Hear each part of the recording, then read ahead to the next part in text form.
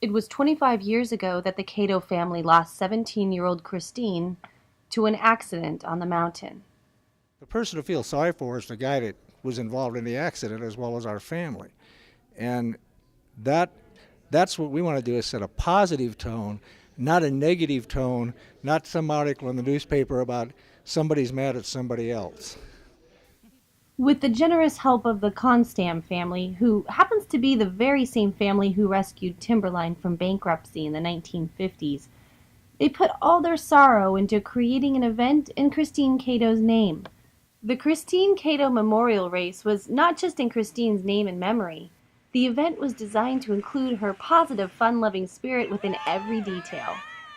And each year, this was accomplished in a way that Christine would have wanted it. A wacky costume contest, an award ceremony for every type of skier, and a banquet feast. It's to have fun. We want everybody to have fun, and we want the coaches to put in the kids that they wouldn't normally put in a race, so that those kids can get the fear of racing over with. When we talked to Dick originally, Dick Constam, he said that he would be glad to run it as long as they had the lease here, and their lease was going to be up in 5 or 6 years, and I just assumed that that's when it would end, regardless of whether they had their lease or not. But he continued with it, and it kept growing bigger and bigger and bigger each year. This was the final year for the event, and to make it extra special, it included an alumni race. I spoke with some of those alumni competitors about their involvement. Eric and I, from high school, we skied occasionally and snowboarded occasionally, but afterwards and following from the race, I mean, we were icons at different locations on the mountain, different years. And Barry, who married well, and his wife delivered both of my kids, and then are super close. And Stephen, who's just become part of the family too. I mean, we are the extended family of the Catos, and it's a wonderful thing, and it's thanks to this race. With an average of 450 racers and their families in attendance each year, the event became a huge part of New Year's weekend at Timberline. I think Timberline's going to be really happy to have their New Year's weekend back.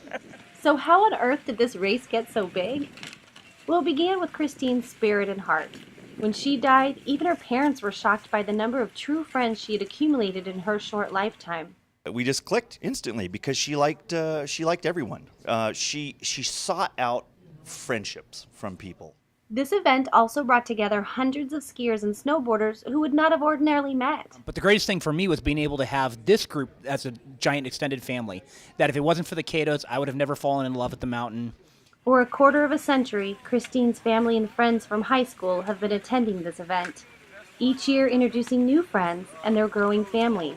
One man came up to me today and said, I've been coming here for 7 years because I've had 3 children go through. And, it's wonderful. An amazing young woman was lost on the mountain that day.